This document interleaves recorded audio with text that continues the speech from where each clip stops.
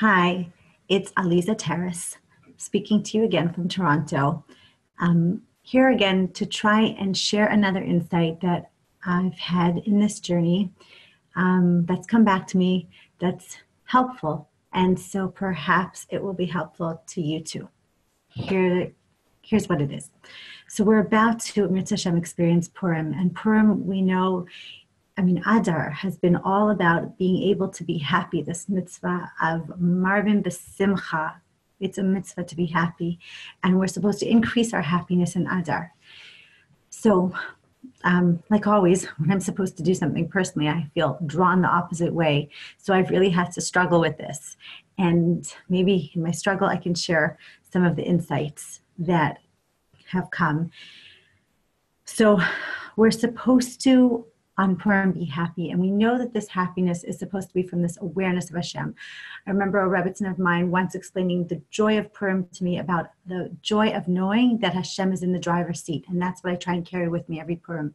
I let it sink in, this feeling of Hashem's in the driver's seat. So great, isn't it done? We know Hashem's in the driver's seat, we can be happy. But it's not so easy. And I want to go back to some of the principles that I was explaining before about how Hashem has designed us, given that we are an Hashem and a body combined together. And when we can understand a little bit more about emotion from what we know about the body, then perhaps we can use that information to bring us to a place where we can override the body with the neshama, as we spoke about together before, and to do that in order to increase our simcha. So, first of all, let's get it straight. Emotion is purposeful. There's a purpose to it. It's not random, as my children would say. It's not by accident, as perhaps our Western society is kind of moving aside and poo-pooing emotion, that it's nothing to take seriously, like our intellect, for example. But that's not true. Hashem has designed us with emotions that come up instinctively to us. And for whatever reason, it seems that emotion drives us, that we can pretend that it's our intellect as much as we'd like to. But at the end of the day, when it comes down to it, what's in our heart, that moves us in whatever direction we're going to be moved in order to take action. So, here's the principle to understand in terms of a big part of where our emotion comes from what I've learned. And that is that we have a very big instinct. Our body has a big instinct to be attached to the people who are taking care of us. And this instinct is an instinct that we're born with. We have an attachment-seeking system, is how it's known to be called. And that system feels at rest when we do feel attached to the people who are meant to be caring for us. And it feels very alarmed when we are feeling or experiencing, whether it's true or not, it doesn't matter. It's what our perception is of if there is either no being taken care of or even the threat of not being taken care of. And whenever we feel a threat like that, our limbic system, what we spoke about last time, this three parts of the brain, the middle part of the brain, the limbic system, is extremely threatened, and it's designed by Hashem to put on the alarms, to call a 5-alarm sort of bells ringing, so that we know that it turns on 3 primal emotions. And one is frustration, one is alarm, and the other is intensified pursuit. And they're all meant to bring us back. Right? Emotion is purposeful and it moves us. It's meant to move us, whether we're feeling frustration, right? That moves us to action, generally is what frustration is about, or intensified pursuit, trying to become in close proximity again to those who are meant to be taking care of us, or alarm, just a generalized alarm about something's not right, I'm not safe. And that's meant to move us also towards increasing our safety. So we have these emotions that are happening, but we don't always understand where they're coming from. When we do know that this attachment-seeking system is so at the heart of our heart, then this understanding, this knowledge can help us to notice what's going on. So from a very young age, right from when we're born, we really have this attachment seeking instinct, and we can be at rest when we can trust that somebody is taking care of us and will continue to take care of us. But as soon as that's threatened, we become alarmed. And basically, what we need to know is that attachment is synonymous with survival. So when we feel we have this strong attachment, this trust that we will be taken care of, then our body can be at rest. But the opposite of it is this fear. The greatest fear that the body has then is separation. And most of our imbalance emotionally comes from having some kind of internal alarm on about this separation, fear of separation. And just to explain to you how sensitive we are.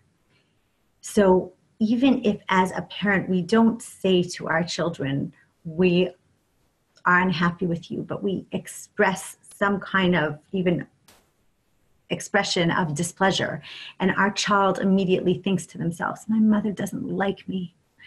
That in and of itself turns on the limbic system, and the emotion already is one of threat, of alarm, and they're not at rest.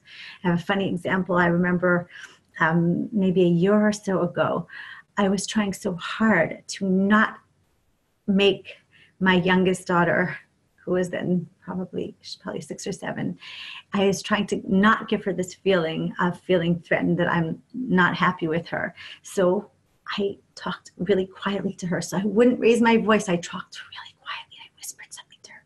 But in my whisper, it must have come out, my displeasure. And she said to me, Mommy, why are you yelling at me? I don't like that you're yelling at me.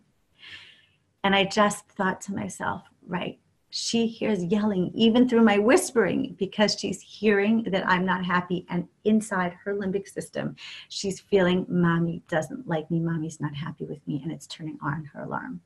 So that was a good lesson to me, and a good example of what happens when you know to look for it, and you can start noticing it. So how does this relate to our being happy? So first of all, when we understand that emotions move us, I think we just have to know that because this is the way it's designed, and we don't want to feel vulnerable, that our body is going to put up defenses right away, that we're so likely to put up a defense to adapt to having not felt this security of attachment. Really what we need to feel, we know, is we need to feel by our caregivers cherished. We need to feel that we're delighted in, that we're invited all the time over and over again to exist in their presence. And when we're not feeling that, we do develop a chemistry of alarm, and of feeling this defense incrementally raises and goes up. And we feel like that defense eventually is who we are. And we think we are those defenses, but we're not. We know who we really are. Right? And really our neshama is yearning the same way for survival as attachment to Hashem. That's how I always look at it. The body wants to be attached to the caregivers, but really it mirrors the neshama's need for safety, for security, for attachment to Hashem. We need to know that Hashem is taking care of us, that Hashem loves us, and that he's got our back, and we can trust him 100%, that we are close to him, and he's taking care of us, and he loves us and cherishes us and delights in us. And when we feel that, then what happens is our body's defenses can melt away, and our heart can soften. And when our heart softens and opens, and we feel the futility of trying to attach to all of our body's survival instincts and mechanisms, and way that our ego comes up with ways to survive, of, we are feeling threatened, we're feeling rejected, we're feeling angry and disappointed, we're feeling annoyed, who knows, all these negative feelings that we're feeling, that it's just our body's reaction to this false perception of not being taken care of, when we're looking in the wrong direction of where our taking care of and where our survival comes from.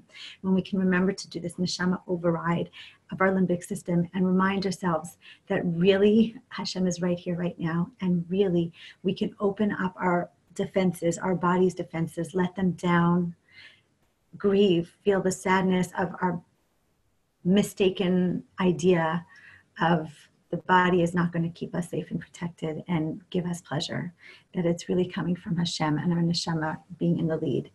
And it's from, instead of trying to fight to get our will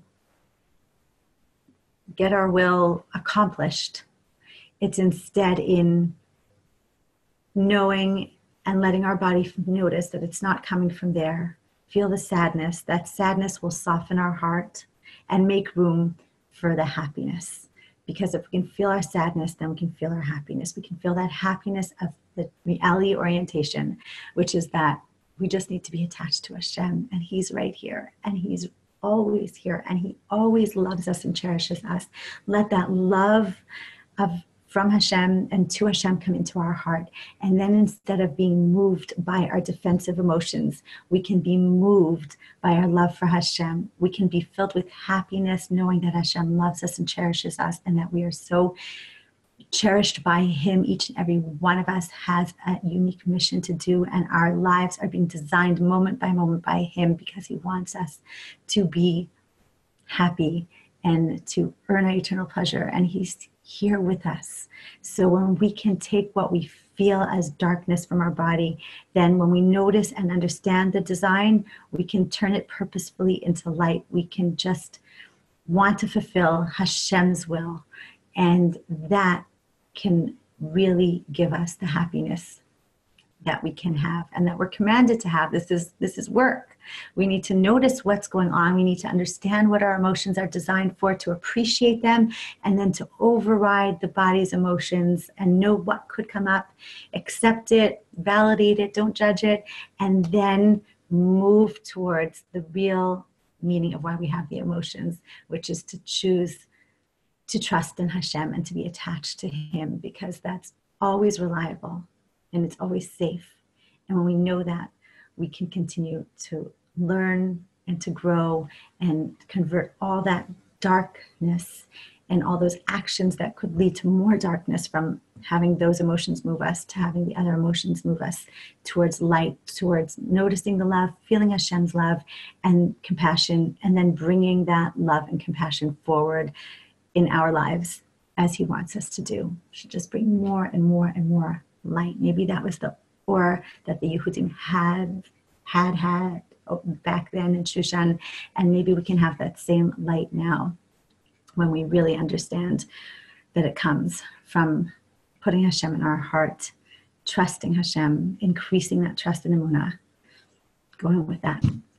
Okay, Hashem should bench us all with true happiness on Purim and our tefillos, to want so much to do what He wants us to do and put aside our own agendas, knowing that really we just want to be attached to Him. And we should all have continued and increased joy in Adar, on Purim, and for long and healthy lives. Thanks for listening. Hope it's helpful.